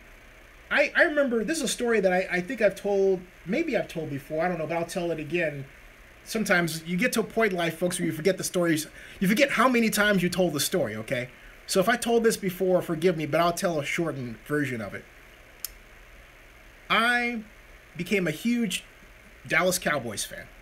And the reason was when I was 16. Oh, this phone call's over with. I'm sorry, we're having technical difficulties. Just go ahead. Well, well, here's the all thing. this time? No, I'm kidding. Go ahead. Hold on. It's a little bit more complicated than that. My mom got to know Otis Sistrunk at the University of Fort Myers very well as a friend of the family. And at the time, I knew nothing about football. I was into Star Trek. And you came into my room. This was in the 70s. And we lived on Brookdale in Oakland. You came into my room, I had posters of the Enterprise crew. I had the Star Trek technical manual for the Enterprise. You get the idea, right? All that. So here comes Mr. Sistrunk from the Raiders into our living room. I came downstairs. I was into photography. He didn't know how to use a Nikon camera, let alone a camera. And our conversation lasted all of 5 minutes. That was it. So my grandmother and I are walking through this Crocs and Bertano bookstore. And I found a book called, and Karen Christensen, this gets to your question about, what books are out there to read about technical football. I found this book, which I'd be surprised if we're still, it's not in publication anymore, but you can probably find it someplace. It's called The NFL's Encyclopedic History. No, excuse me, it's called Pro Football is what it's called. It's a big, thick book. Now, one of the chapters was called An Encyclopedic History. No, this is called, excuse me. The book was called An Encyclopedic History of Pro Football. That's the name of the book. Again, the title of the book is An Encyclopedic History of Pro Football. Now, the chapter, I looked through it, I saw Fred Blidnikoff, Cliff Branch, Otis Sistrunk, right? All the greats, Giamato. And I thought, that's cool. But you remember, I was a teenager, okay? I was into being a civil engineer. I could talk for 2 hours about that alone. But I digress. There's the t-shirt. But the whole point is this. At the back, I found a chapter called A Diagrammed History of Professional Football. And it talked about the development of the kickoff, and it talked about the use of the modern wedge, okay? But there was a particular section that got me, and it was a picture of Tom Landry and how Landry used multiple offense and flexed and gapping defenses to control running. And what got me in that whole paragraph was that he had applied theories of feedback and control in engineering to football. Now, I just happened to be reading about that as a teenager. So that's how I got hooked. That's because I had. Here's what's interesting. People get hooked on the teams for different reasons. Yeah, but let me finish. Just one. I'm not quite done. Now, because let me wind back to this. Okay. All right. So I got hooked on that. Coming back. Just keep talking. We can hear you. Okay. Cool. Becoming omnipresent. Like yeah. So anyway, as I was saying, all right. As I was saying, I got hooked on it. I had a question for what the keys were for the middle linebacker. That was Bob Brunig, all right? And I wrote the Cowboys. I wrote Ernie Staudter, who was the defensive coordinator. To my surprise, the Cowboys wrote a letter to me back. And they invited me to their office, which was then located at 6116 North Central Expressway in Dallas. And they said, you're welcome to come by and visit. And I went, Ma! And look, I'm 16 going on 17, right? I was like, are you kidding me? What? So Mom worked for United. I could travel for free. She arranged it where, someone would meet me and everything. I was young, traveling. Got a hotel room at the Hyatt Regency Dallas for that day. And I went to the room, and hey, they gave me 6 reels of film. Dallas defense versus the I formation 1, Dallas defense versus the I formation 2, flex strong quality control, flex weak quality control, Dallas defense reel 1, and Dallas defense reel 2. And I went through every single one of them. And the one thing that stuck out to me was how the flex defense, which is a gap defense, allowed for easy diagnosis of whether or not a lineman was lined up correctly. For example, there was a play that's famous to me. The Cowboys were playing the New England Patriots on Thanksgiving, and Sam Bam Cunningham was their running back, Charlie Hanna was the great left guard. Charlie Hanna was going up against Randy White, one of the great defensive tackles in NFL history. I remember who Danny White is. Randy White. Charlie Hanna hit Randy White so hard and so quickly that he never moved into his gap. Everybody else in the Dallas defense moved into their gaps. The Patriots were lined up in what we call brown right, which is basically the tight end on the right side, and the halfback on the weak side over here on the left side with the running back behind the quarterback. The running back was Sam Bam Cunningham. Steve Grogan, the quarterback, gave the handoff to Cunningham. He ran straight through the hole that was naturally created because Hanna had blocked Randy White, thus preventing him from moving into the guard center gap. That hole was so wide that anybody on this live stream right now can walk through it. Cunningham ran through it 56 yards and a touchdown. And so that's what really struck me as far as the diagnosis and why I'm so in love with gap defenses today. That's the reason. Gotcha. That's the reason. So there's my story. Just a reminder to all your viewers who they're starting to play PS4, so you want to talk to them a little bit. But everybody really, I mean, I met so many people over the years, like everyone, and people have a reason why they've gravitated toward, a football team. And I know, so that was an interesting story. A lot of people have reasons why they get hooked. For myself and others, I was lucky that I was in the womb of an Oakland Raider. So when I was born, I was just born into it. It was how we lived. It was how we were raised. It was mandatory every Sunday where we lived in the East Bay to watch Oakland Raider football. I had relatives drag me to Oakland Coliseum on bar for A's and Raider games as a kid. I was around back then a culture of Hell's Angels that wasn't anything I ever aspired to be, but they were around me. I was in the different neighborhoods where there was Hispanics, there was African Americans, there was Caucasians. We were all one, like we are now. So everybody gravitates to a football team for a specific reason. And just a reminder, not everybody's as perfect as us Oakland Raider fans, but we'll forgive you, Zenny, for your story. Well, not only that though, I always rationale like this because remember I lived in Oakland at the time. I was at Skyline High School. I went to Raider games. And you have to remember, when we met Otis Sistrunk, that was the Raiders' Super Bowl year. So we were right in the soup of it. But I rationalized everything this way. The Raiders were in the AFC, and the Cowboys were in the NFC. That made it easy for me, okay? So hey, guess what? Everybody has their thing. I'm just one. I'm Oakland Raider. I don't root for anyone else, and I root against the teams that are division rivals. But I have to say, you grew up in Brookfield or Brookdale, you said? But I have to say this though, because of my respect, and I had the pleasure of meeting Tom Landry, and it's also why I like Bill Walsh. I like anyone that applies a technical philosophy to the game, and time motion studies, engineering, physics. I like it when someone thinks. And at the time, the way the Raiders played the game, it was more physical than just really thinking about it. It was Sid Gilman, push it, we'll take what we want. And I remember talking with Allo Casal about this a long, long time ago. So he used to call me coach. Allo Casal and I used to have conversations like this, okay? And great, deep, long conversations. I loved it. But they have the Raider way, and the Raider way was, and you got to admit that. I mean, I'm in love with. There's a defense that's never been designed before to me. It's a Buddy Ryan style of defense with the bump and run as it was practiced by Al Davis's Raider teams. with the press. I mean, I'd love to see that. Showed Willie Brown showed everybody else. Yeah. But I'd love to take that with a Buddy Ryan style defensive front, with the kind of technique that the Arizona Cardinals defensive line people play. We will be unstoppable, man. I mean, unstoppable. Oh. And Tom Landry, now being who we are too, I'm a diehard Oakland Raider born and raised, but I respect the tradition and the minds that have formed NFL. Tom Landry was one of the main back then. A different era.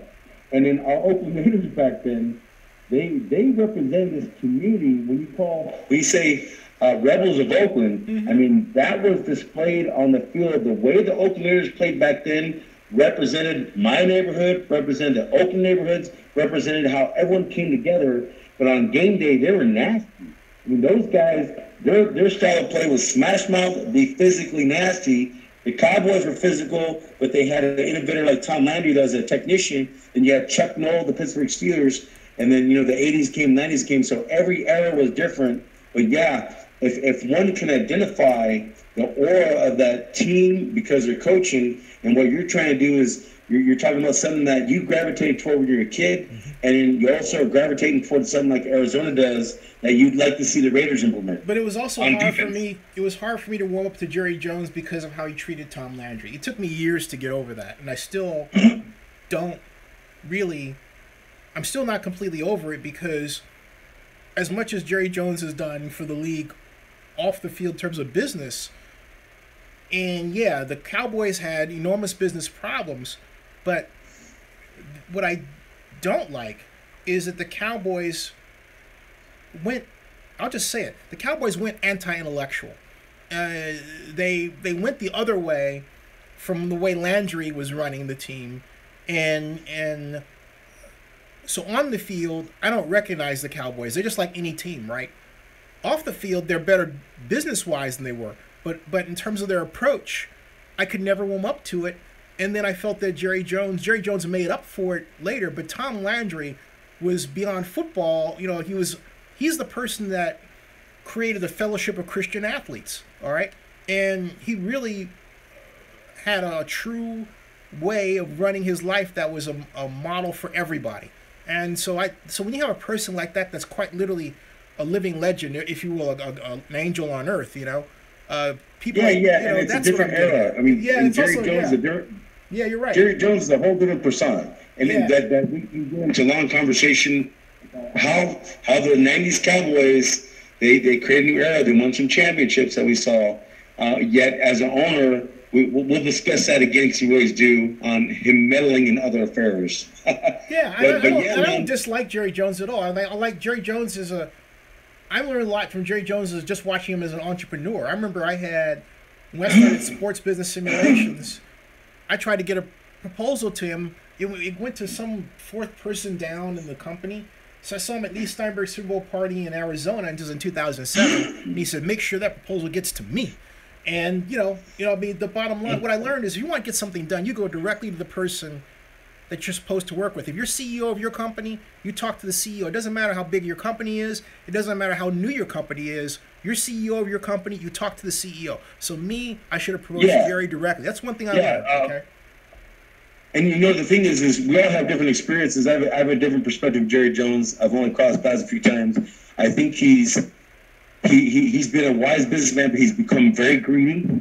And I think he has a heavy stake in the NFL. And I will say this, Jerry Jones does not care about our culture. That's what lost me with Jerry Jones, with all his business savvy, with all his ability to change the Cowboys and get the record.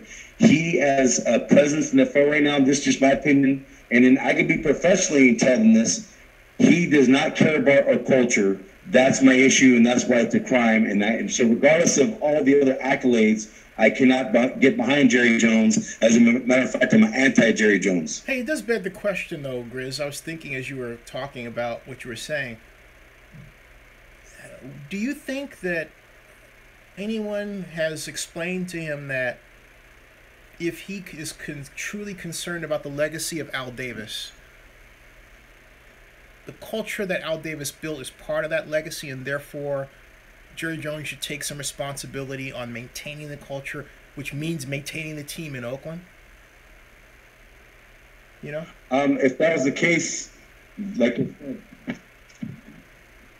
I mean, it's a question that I think should be asked of Mr. Jones. I would love to hear what his answer would be, and I'm sure he'd have one. I'm sure he'd have one. Yeah, but he could tell you an answer, but actions speak louder than words. And my bottom line is right now, he don't give a rat's butt about Al Davis's thought process. If he did, he would do everything in his power to let the NFL owners know, regardless of the politicians, we got to keep the Raiders in Oakland. I'm going to see if I can get an answer to him, or excuse me, a question. That'll be And quite. just remember, he can tell you one thing, but do something else. So No, you're right about that's all I'm that. saying. You're right, but you know what? What's the harm in asking? You know. No, hey, I'm a go-getter, man. I'll ask anybody anything if I want to. Hey, I'll oh, give yeah. yes or no answer. I'm good. Well, hey, Karen Christensen, I got another book for you. It's called, Lamont Stone says, Zinni, I've been coaching Pop Warner for 10 years as a defensive coordinator. That is how I see the game. I also have season tickets. Our defensive schemes don't attack.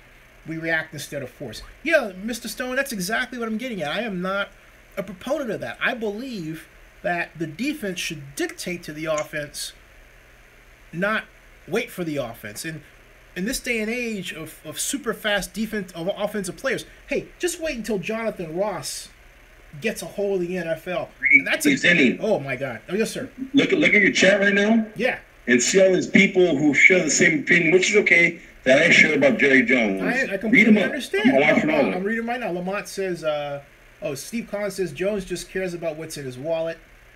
Rick Rice says can't stand Jerry Jones. The only thing he's loyal to is the dollar. And Corvette says Madden 18 all systems August 25th. Hennessy says at the end of it, they care more about the money than any fan base or culture. Money makes the world go round. 831 Scott says, or writes, Jerry only cares about one thing himself, period. He can't even clean his eyeglasses by himself. Steve Collins says Jerry Jones is all about promoting himself. He doesn't care about anything but money. And Karen Christian was asking me what book. I'll get to that in a second. And Rick Rice says, ha ha ha, I remember that 831. What a joke. Now, Jerry Jones made a comment after he was installed in the Hall of Fame, the NFL Hall of Fame, that really, by the fact that I'm repeating it, did bother me. And he said that, people who buy tickets to NFL games are only 7% of our fan base. And I thought, why say that? I mean, are you saying that they don't matter because they're less than 10% of the fan base? And see, I was thinking about it. I've said this before, and I'll say it again. From a time series standpoint, in other words, year to year, there are people, and Godfather, you know this, who have Raiders season tickets that go back generations in Oakland. Yes. There are people who have New York Giants season tickets who go back generations. Philadelphia Eagles, Dallas Cowboys. I can go on and on and on. From a standpoint of generations, I would bet that's not true. If you lined up the people that passed on their tickets, the size of the families over time, I would bet you that over time they would come to be a more significant percentage than just 7%. I think Jerry was looking at 1 year in terms of merchandise purchases and everything else, right? He should not have said that. Because if the fans didn't matter, the NFL Network would not go out of its way not to show a stadium like where the Chargers are stands, known because they're not full up. They're half full. And the team just went from San Diego to LA. I mean, why he said that, I would love to ask him that question. And I understand your comments, because the comments made right here, in one sense, his statement, these comments basically, his statement basically gave truth to these comments, to your observations. And I have no comeback for that. And I don't, I'm just saying I have no comeback for that at all. That's right. No, I know. Well, I mean, I think all I want to add to that is from my involvement here in Oakland with this process of this stadium before the conditional relocation vote. After Addison and Goldman Sachs pulled out of the deal, that deal was almost dead. Mm-hmm. And outside of B of A, someone came on in and revived it. I still think it's dead. I'm sorry. No, I hear what you're saying, but the current theme of it continuing has Jerry Jones' fingerprints all over it. So that's a problem. And here's what I state. Let me go.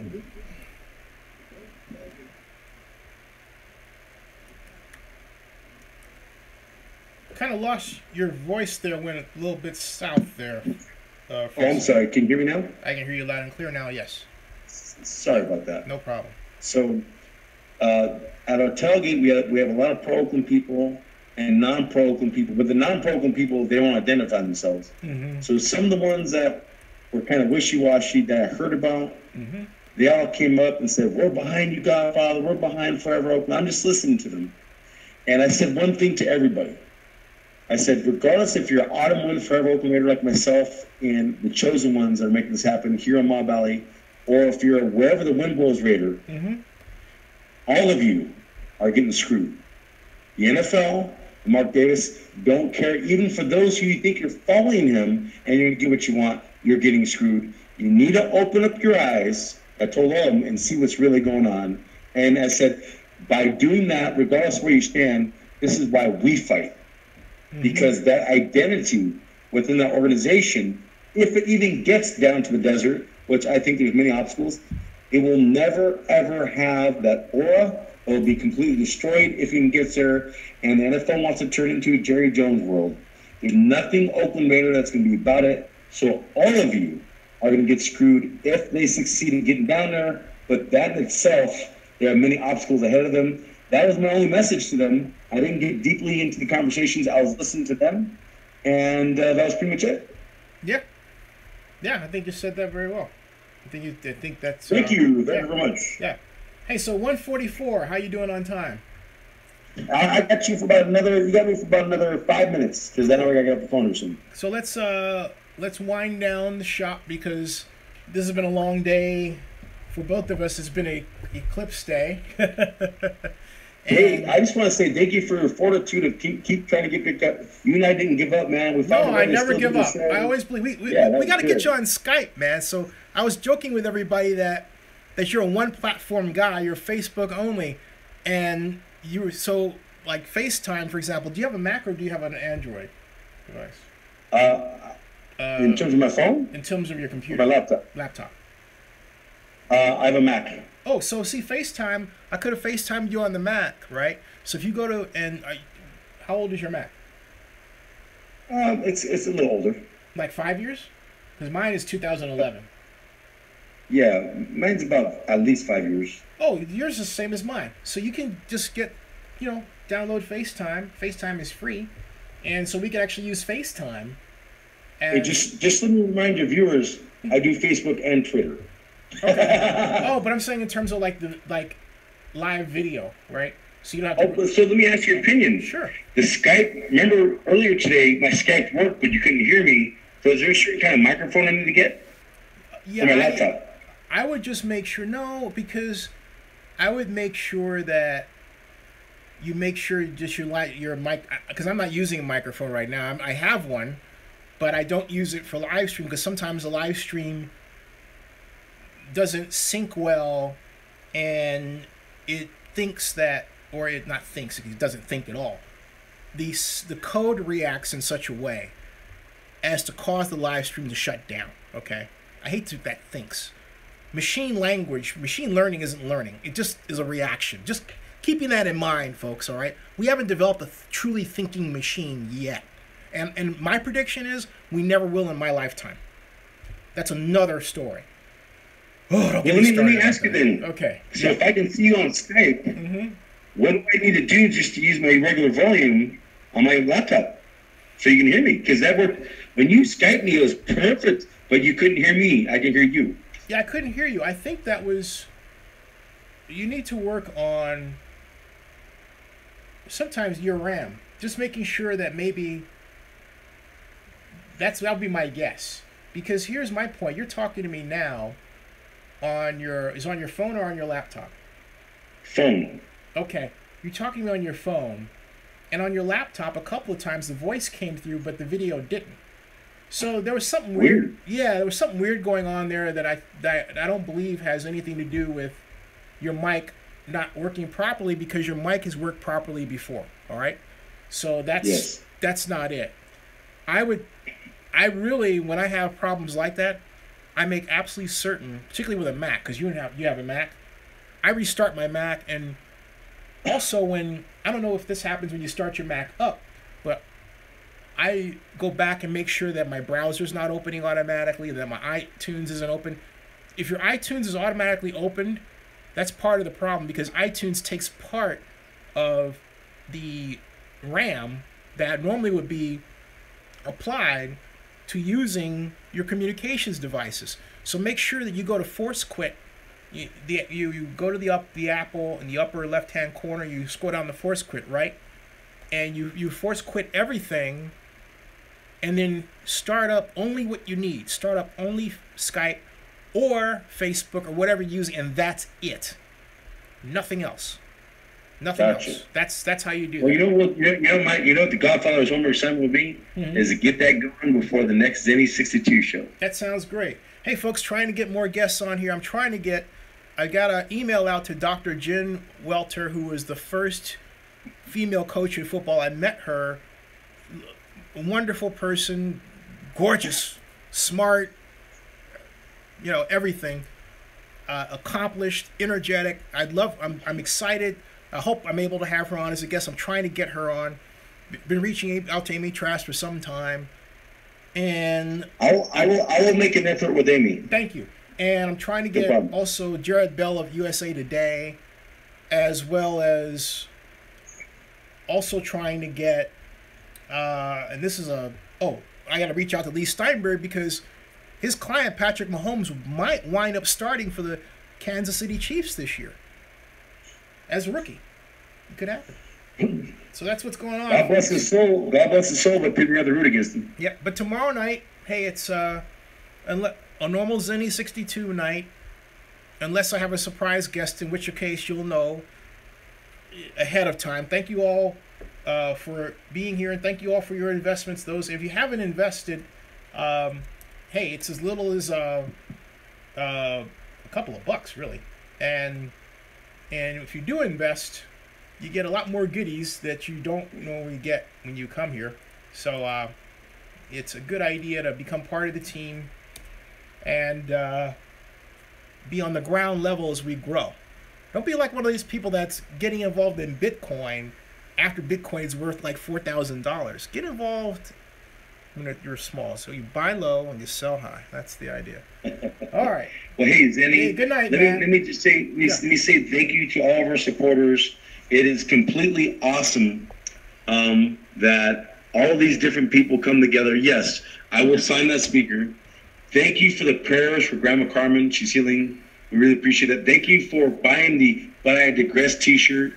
And we're going to work with Marcellus to see if we can do a live show at his restaurant.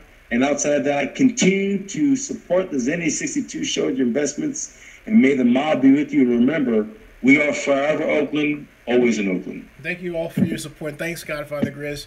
A lot of fun. These shows are always a lot of fun. All right.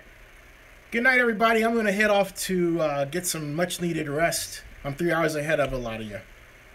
Or 2 hours. Or 1 hour. Good night, everybody. I'll see you. Thanks, Godfather. See you later.